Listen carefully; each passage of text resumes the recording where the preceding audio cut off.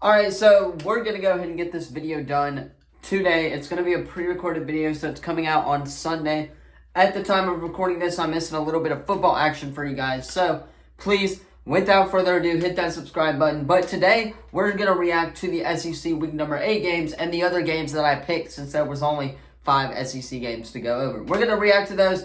But first, if you guys are new to the channel, be sure to drop a like and subscribe so you guys don't miss out on any of the latest videos. Really quickly, I do want to say this week I'm hopefully going to interview Cole since it is our bye week. He is a 3-star commit to Louisville, so hopefully that is going to happen. And hopefully I can interview Sterling Dixon as well, who is the 4-star commit to Bama. So there's a lot coming to the channel this week. That's why this is going to be pre-recorded early for you guys. So without further ado, no introduction needed. Let's just go ahead and hop into some SEC Week number 8 reactions.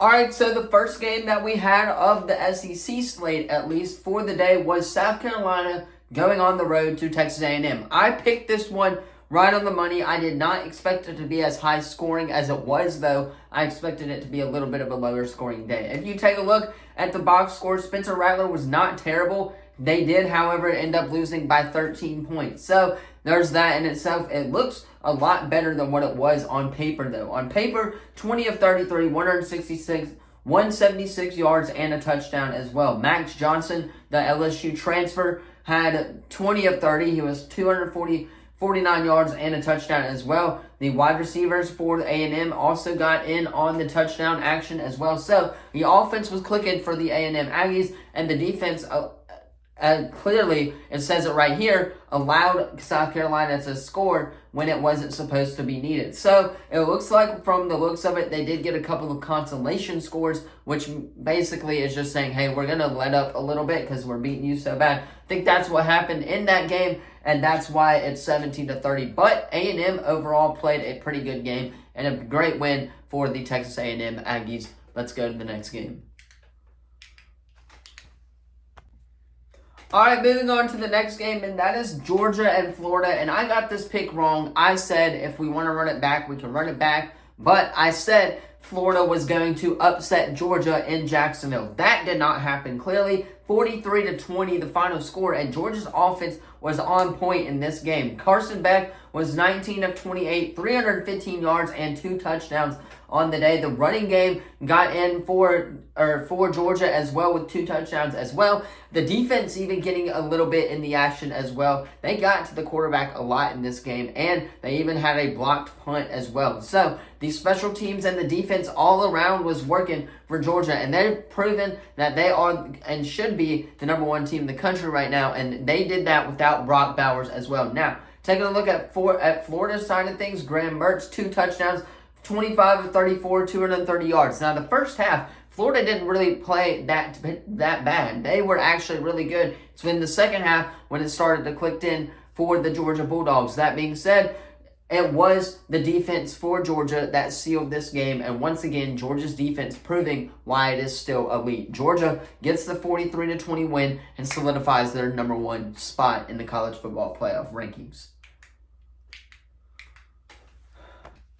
Up next, you got the game that I attended, and that was Auburn hosting the Mississippi State Bulldogs. Auburn get a great win to start their conference play, their first conference win in the SEC 2023 slate. So, great win for the Auburn Tigers. Now, I want to talk about the Mississippi State Bulldogs because they did not look all that great. Now, granted, in the fourth quarter or so, they did allow 2 touchdowns, but I think that was because our defense was getting tired and they wanted the score to look a little bit better than what it was. But Mike Wright, the backup for Will Rogers, was 16 of 32, 161, 1 touchdown, and 1 pick. I did see the interception. That was a great play by Zion Puckett. So, the defense held their own against Mississippi State in this game. It was, for Mississippi State, their defense who couldn't do anything against Auburn's offense. Peyton Thorne having a hell of a day. 20 of 26, 230 yards, and 3 touchdowns. Great day for Peyton Thorne. He is the first quarterback to do so since Bo Nix and when he beat LSU. So, in 2020. So, that was a great day for the Auburn Tigers offense. Jarquez Hunter even had 17 carries of 144 yards. Javarius Johnson had a touchdown as well. That was a great play first drive of the game, if you guys did not see it. So Auburn executed the 2-minute drill really, really well during the first half, towards the end of the first half as well.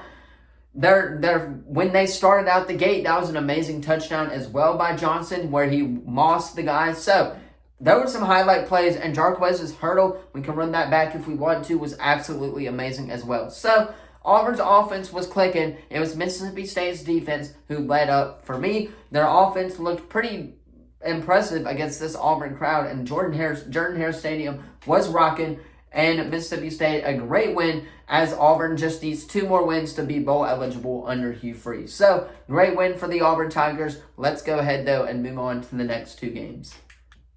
All right, moving on to the next game. That is Vanderbilt Commodores and the Ole Miss Rebels. Ole Miss absolutely blowing the living daylights out of Vanderbilt, like I said in my predictions on Friday, if you guys did not catch that video. Now, my friend did actually take a visit to Ole Miss and was on the sideline for most of this game. This game I did not watch because the Kentucky and Tennessee game was way more interesting, and there was a World Series game on as well. But Ole Miss not looking bad. Jackson Dart was 19 of 28, 240 yards, 1 touchdown, and 1 pick. That being said, Taylor was 4 for 12. I think he got hurt or something, and 38 yards and 1 interception as well. So the quarterbacks was not it for Vanderbilt. Nothing was clicking on offense if you're Vanderbilt. That's being said there. Ole Miss, though, had a great day on offense, and it was a great game if you're an Ole Miss fan, as they improved to 7-1 with a very important matchup coming ahead. So, great win for the Ole Miss Rebels as they beat Vanderbilt. But overall, again, it's Vanderbilt. Like I said, it was going to happen. So, there's that. Let's move on to the next game, which is a great one.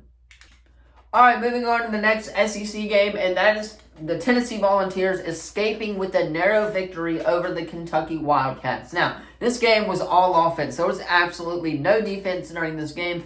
It was a great offensive shootout if you were watching it. Now, for me, it was the Tennessee defense that held Kentucky towards the end of the game, and that's what got them the win. But Joe Milton was on fire, 18 of 21, 228 yards, and a touchdown. Devin Leary was 28 of 39, 372 yards, and 2 touchdowns as well. That being said, the running game was what was it for Tennessee. 11 carries, 121 yards, and 1 touchdown for Jalen Wright as well on the running game. So, Tennessee's running game was clicking, and I think Kentucky's run defense was not that great, and that is what allowed them to open up the passing game and to get some more momentum on offense. That being said, great win for the Tennessee Volunteers. It was a shootout, though, and they should have won this game fair and square. But Tennessee gets the job done.